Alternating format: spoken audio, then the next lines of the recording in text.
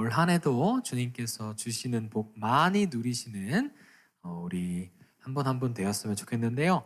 우리 어색할 수 있지만 우리 옆 사람 한번 쳐다보면서 이렇게 인사해 봅시다. 잘 오셨습니다. 잘 왔습니다. 좋아요. 화기애애한 분위기 너무 좋습니다. 우리 고3부 언제나 이렇게 화기애애한 분위기 속에서 지냈으면 좋겠습니다. 자, 우리 오늘 하나님께서 우리에게 주시는 말씀은 신약성경 마가복음 4장 11절의 말씀입니다. 우리 한 절밖에 없으니까 다 함께 읽어볼 텐데요. 함께 찾아보겠습니다. 마가복음 4장 11절 말씀 한번 찾아보겠습니다. 다 찾으신 줄로 믿고 우리 한 목소리로 같이 읽어보겠습니다. 시작. 이르시되 하나님 나라의 비밀을 너희에게는 주었으나 외인에게는 모든 것을 비유로 하나니 이는 살아계신 하나님의 말씀입니다. 아멘. 우리 설에 어디 다녀오신 분들 계신가요? 우리 설에 어디 다녀오신 분들? 꽤 많아요. 어디 다녀오셨어요, 선생님? 청와대 다녀오셨어요. 우리 시온이는 어디 갔다 왔어? 할머니 집 갔다 오고, 우리 하람이는 할머니 집 갔다 왔어. 그렇군요. 우리 설에 생각보다 많은 친구들이 이제 할머니를 만나러 왔는데 아마 대부분의 친구들은 이번에 코로나 때문에 내려가지 못하고 우리 집에 있었을 거라고 생각이 듭니다. 그래서 전도사님도 집에 있다 보니까 참 생각이 많아졌었는데 오늘 설교의 제목이 바로 하나님 나라의 비밀입니다. 비밀. 여러분들은 비밀하면 어떤 것들이 떠오르시나요? 저는 집에 있는 동안에 이 비밀, 생각하다 보니까 비밀을 지키기 위해서 사람들이 자신들만의 규칙을 만든 암호가 떠올랐습니다. 그리고 그 암호가 떠오른 것이 생각이 꼬리에 꼬리를 물다 보니까 영화 한 편이 생각났어요. 그 영화의 제목은 이미테이션 게임이라는 영화입니다. 예전에 집에서 이렇게 아이패드 가지고 놀다가 무료 영화가 풀렸을 때 그때 아주 재밌게 봤던 기억이 있는 영화인데요. 혹시 이 영화 아시는 분 계신가요? 오케이, 아무도 없고요. 네, 이 영화는 제 2차 세계전 당시에 있었던 실화를 바탕으로 만들어진 영화입니다. 앨런 튜링이라는 천재 수학자가 그 영화에 등장하는데요. 이 역할은 머리 쓰는 연기가 아주 전문 배우인 우리 베네딕트 컴버배치가 이제 연기를 했었는데요. 여러분들에게는 뭐 셜록이나 닥터 스트레인지로 유명한 배우죠. 제가 이 배우를 참 좋아해가지고 이야기했는데 사실 이건 사담이고요. 네, 이 천재 수학자인 앨런 튜링이 이제 연합군에 의해서 부름을 받게 됩니다. 왜 연합군이 이 앨런 튜링을 불렀느냐? 그것은 독일군이 당시에 가지고 있었던 애니그마라는 암호 체계를 해결해내기 위해서였습니다. 이 암호 체계는 24시간마다 계속해서 바뀌기 때문에 거의 해독이 불가능한 암호 체계로 알려져 있었어요. 그래서 연합군들이 수재들을 불러 모아서 한 팀으로 꾸려서 이제 그 암호를 해독하려고 만들었었는데 그 팀에 바로 한 명이 앨런 튜링이었습니다.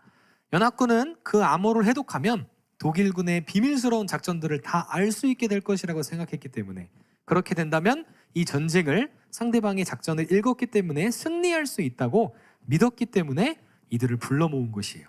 과연 앨런 튜링은 암호를 해독하고 그 전쟁을 승리로 이끌었을까요? 네, 그 답은 우리 역사가 말해주고 있습니다. 궁금하신 분들은 영화를 찾아봐도 좋고요. 그리고 또 암호하니까 전사님 하나가 더 떠올랐어요. 그것은 뭐였냐면 전사님이 군대에 있을 때 이제 야간 근무를 서게 되면 암구호를 미리 알고 있어야 됩니다. 우리 벌써 남자분들 중에서 이제 반응하시는 분들이 있는데 이제 밤에 상대방이 아군인지 적군인지를 보이지 않아서 알 수가 없죠. 근데 미리 아군들끼리 이제 서로만이 알 수 있는 단어들을 미리 정해놓는 거예요. 그래서 이제 예를 들어서 암구호가 나는이라고 얘기하면은 그걸 들은 사람은 예수인이다 이렇게 얘기해야 된다고 생각을 해봅시다. 그렇게 된다면 밤에 이제 근무를 서고 있는데 누군가 인기척이 들립니다. 그래서 누구야? 나는! 이러다가 외쳤을 때 그 사람이 예수인이다! 라고 얘기하면은 아군이구나 이렇게 식별을 할 수가 있는 거예요. 근데 그 사람이 나는! 외쳤는데 상대방에서 노성내다! 이렇게 하면 어떻게 돼요? 네, 전시 상황이었으면은 총에 맞을 수도 있는 그런 일이 생기게 되는 것입니다. 이렇듯 암호는 서로 간에 합의된 그 비밀을 유지하기 위해서 사용이 되고는 합니다. 사실 이 비밀과 암호 사이에 참 재미있는 성격이 있는데요. 그게 뭐냐면 비밀은 알려줬으면 안 되지만 희한하게도 비밀은 항상 누군가에게 알려지고 있다는 것입니다. 우리 여러분도 이런 말 많이 하죠. 야, 이거 비밀인데, 야, 이거 너만 알고 있어, 이러면서 얘기하는 것들, 사실상 그렇게 말하는 것들은 비밀이 아닌데도 우리 안에 분명히 비밀이었지만 그것들이 내가 생각하기에 말해도 괜찮은 사람, 허락된 사람에게는 그런 비밀들을 점점 비밀이 아니게 이야기를 하게 된다는 것입니다. 오늘 말씀에서 예수님이 하나님 나라의 비밀에 대해서 이야기를 하고 계십니다.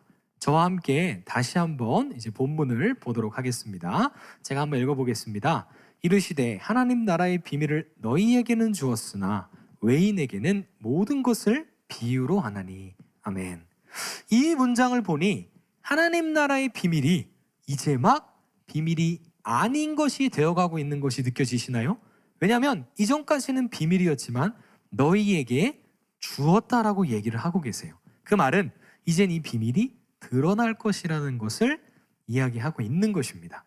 왜 이런 이야기를 하셨을까요, 예수님이? 그러기 위해서는 조금 더 이제 배경을 살펴봐야 될 텐데 성경에 조금 앞쪽을 보시면 그 이야기가 나와 있습니다.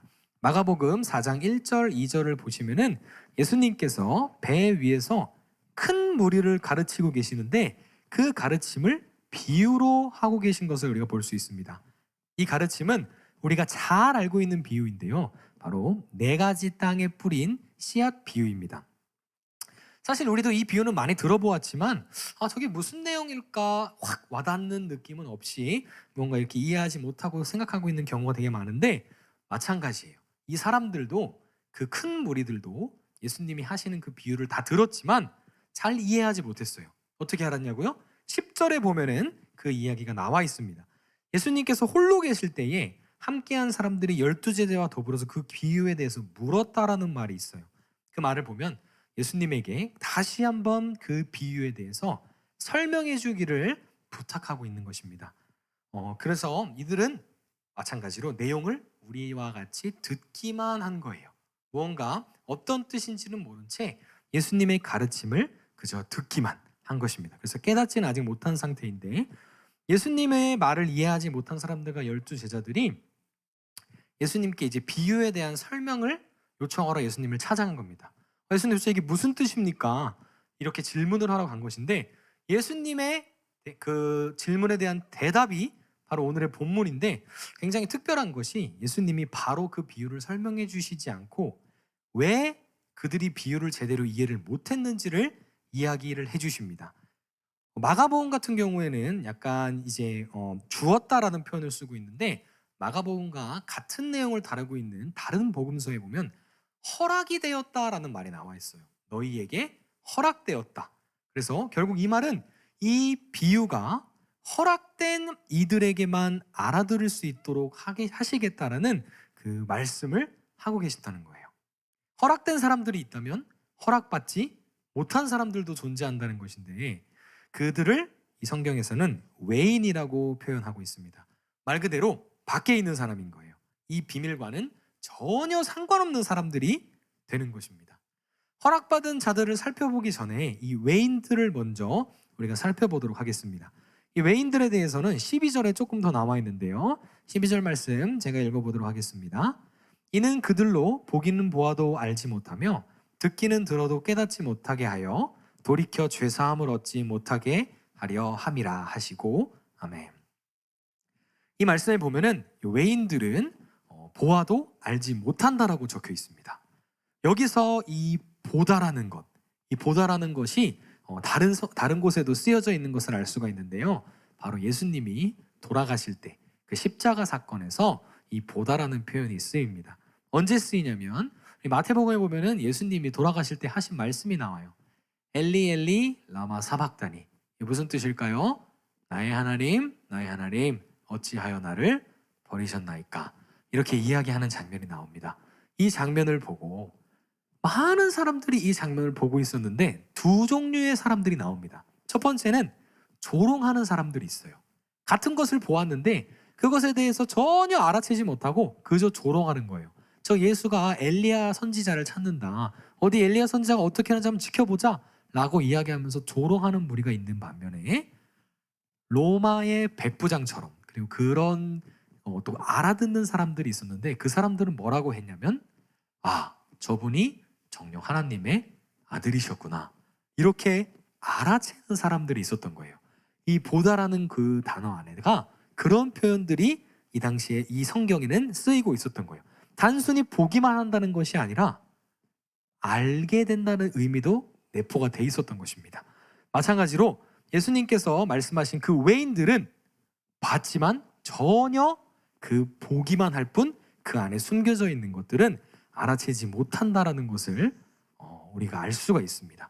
그리고 외인들의 두 번째 특징은 듣기는 들어도 깨닫지 못하는 것이 외인들의 특징이라고 이야기합니다. 여기서 듣다라는 표현도 이제 다른 성경에서 쓰이고 있는 것을 살펴보면 좋겠는데요.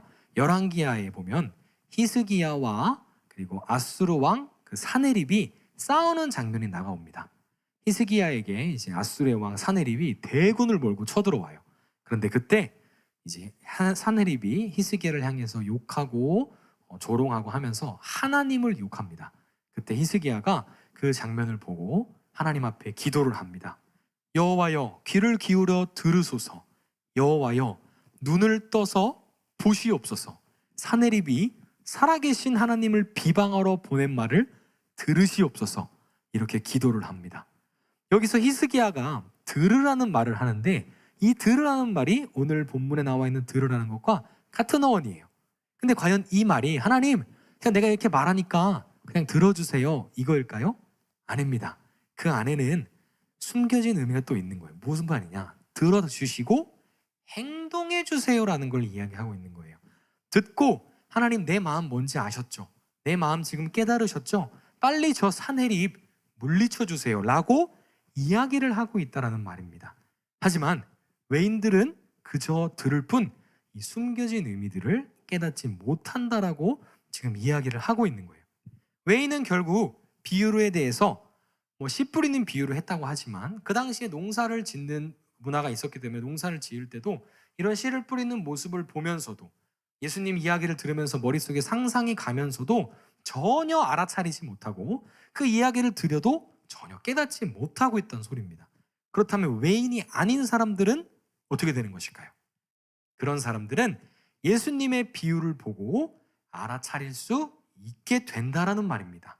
왜냐하면 예수님께서 허락하셨기 때문이고 그 예시로 아까 말씀드렸던 로마의 백부장 같은 그런 사람들이 있다는 것입니다.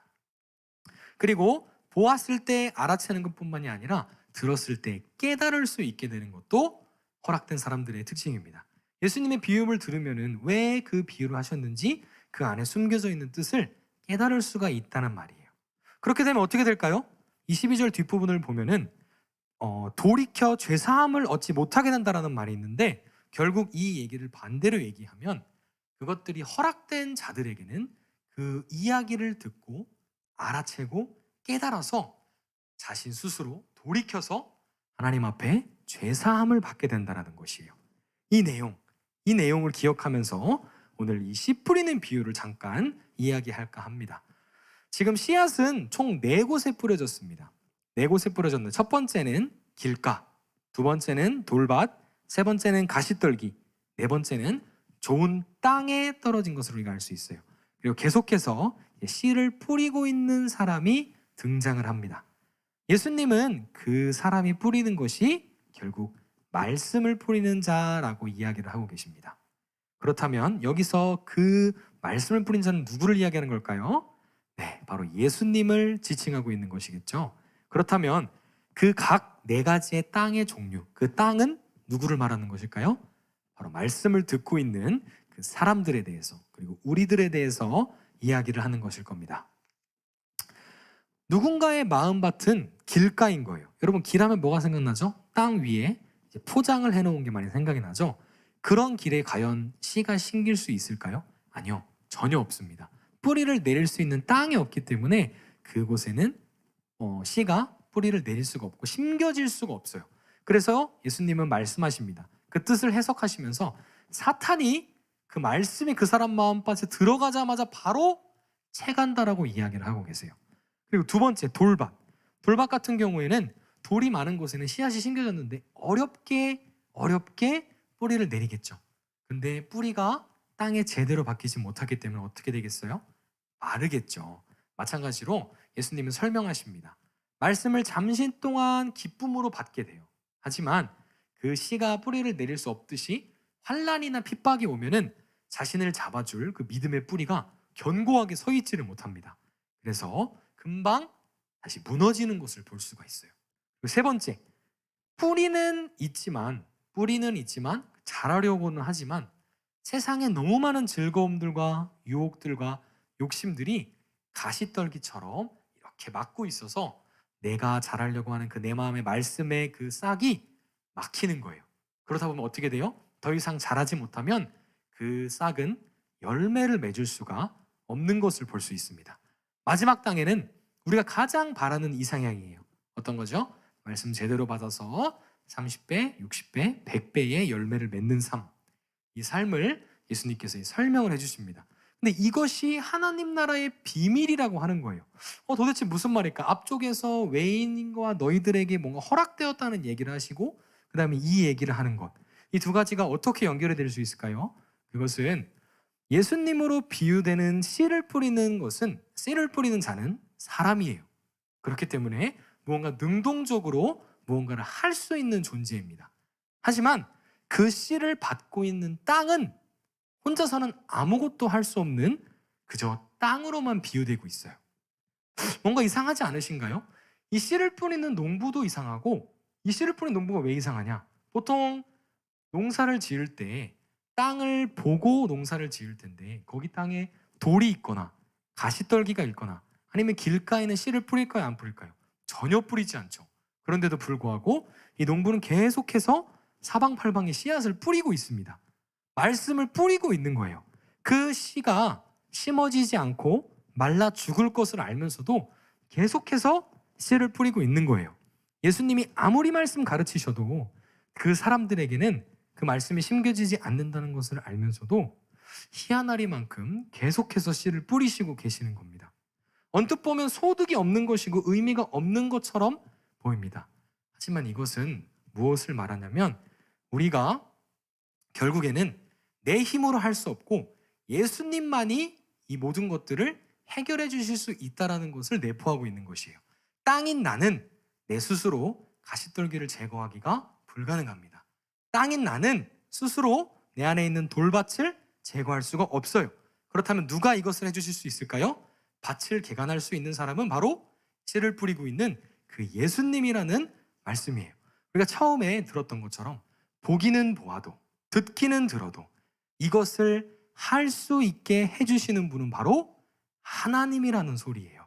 하나님께서 우리의 눈을 여셔서 보게 하시고 알게 하셔야지만이, 그리고 하나님께서 우리의 귀를 여셔서 듣고 깨닫게 하셔야지만이 우리는 돌이켜서 죄사함을 받을 수 있는 것입니다. 이것이 바로 숨겨진 하나님 나라의 비밀이며 우리를 향하신 하나님의 크신 구원의 계획인 거예요. 그렇다면 우리는 무슨 일을 하면 될까요?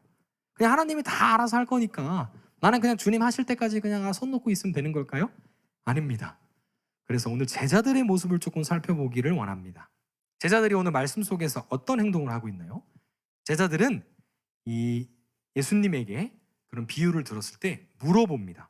예수님이 비유로 하나님 나라의 비밀을 알려주셨을 때 제자들은 가만히 듣고 이해한 척하고 있는 것이 아니라 예수님에게 따로 찾아가서 예수님 이게 무슨 뜻이에요? 이렇게 그 의미를 물어보고 있습니다. 그 의미가 무엇인지 배우기 위해서 끊임없이 질문한다는 거예요. 우리 또한 마찬가지입니다. 하나님의 말씀에 대해서 그저 듣고 무슨 소리인지 모르겠지만 내가 그냥 일단 이해한 것 같아 라고 끝나는 것이 아니라 이 제자들처럼 답을 얻을 때까지 질문을 해야 된다는 거예요. 두 번째는 제자들은 예수님의 해석과 가르침을 경청했습니다. 비유로 이야기하신 이 하나님 나라의 비밀을 해석해 주실 때마다 제자들은 예수님이 이런 얘기를 하셨구나, 이 얘기구나라고 하면서 계속해서 예수님의 그 비유들에 경청하고 이해하기를 힘썼다라는 거예요. 왜 그걸 알 수가 있냐? 나중에 예수님께서 물어보십니다. 다른 비유를 하신 다음에 이 비유를 너희가 깨달았느냐라고 물었을 때 제자들이 자신 있게 이해했다라고 말합니다. 이것은 그들이 점차 자라나고 있다라는 말이에요. 이들이 경청하고 예수님의 해석을 듣고 그럼으로써 이제는 스스로 그 말씀들을 하나님께서 보고 듣게 하신다는 것을 알게 되어 스스로 말씀을 이해하기 시작했다는 겁니다. 마지막으로 이 제자들은 예수님 곁에서 떨어지지 않고 항상 따라다녔습니다. 예수님이 비유로 가르치는 그 순간에도 제자들은 함께 있었어요. 예수님께서 그 비밀을 해석해 주시면서 가르쳐 주시는 그 순간에도 제자들은 언제나 함께 있었습니다. 예수님이 어디로 가시든지 제자들은 항상 그 예수님 곁에서 가장 많이 배웠고 가장 많이 복음을 누렸습니다. 그렇기 때문에 후에 예수님께서 이제 승천하신 후에 제자들은 그 어느 누구보다 자신 있게 말씀을 가르치는 자, 말씀을 뿌리는 자들이 될 수가 있었던 거예요. 지난번에 진리를 선택하라는 설교에서 말씀 안에 거한다라는 말씀을 그 표현을 잘 설명해 드렸었습니다. 말씀이 무엇인지 관심을 갖고 그 관심을 가진 것으로 말씀을 대하다 보면 그 말씀이 점점 알고 싶고 배우고 싶고 좋아진다라는 거예요. 그러다 보면 그 말씀이 즐거워지죠. 그 즐거워진 말씀을 내가 삶으로 살아내야 된다는 것. 그것들 다 기억하고 우리 지키고 계시리라 믿습니다. 아멘. 네, 좋습니다. 한 분이 아멘 해주셔서 감사합니다. 우리가 그 하나님 나라의 비밀을 알게 되기를 원한다면 바로 이런 삶을 살기를 간절히 소망해야 되는 것입니다. 왜냐하면 우리가 의지할 곳은 그분의 은혜와 자비하심밖에 없기 때문이에요. 우리의 힘으로는 이것들을 이해할 수 없고 알 수가 전혀 없습니다. 하나님께서 도와주시고 성령님께서 역사를 하셔야지만이 우리가 깨달을 수 있는 거예요. 그 주체가 하나님이세요. 그러니까 우리는 사실상 감사를 표현해야 되는 입장인 거예요. 그런데 놀랍게도 하나님께서 이렇게 얘기를 하시죠. 예수님을 통해서 우리에게 처음에 말씀하셨듯이 이미 너희에게 허락되었다라고 이야기를 하시는 겁니다. 이것이 얼마나 놀랍고 큰 은혜입니까? 제자들은 게다가 우리에게는 지금 더 큰 은혜가 있어요. 그것이 무엇이냐? 제자들은 예수님에게 직접 들어야 됐기 때문에 시간이나 공간의 제약을 받고 있었어요. 하지만 우리는 지금 그런 시간과 공간의 제약을 받지 않고도 하나님 나라의 비밀을 알 수가 있습니다. 어떻게 알 수 있냐고요? 바로 이 성경. 이 하나님이 모든 것을 가르쳐 주신 이 성경 안에 다 기록이 되어 있기 때문에 우리가 그것을 알 수가 있는 것이에요. 굉장히 은혜의 시대에 살고 있는 것입니다.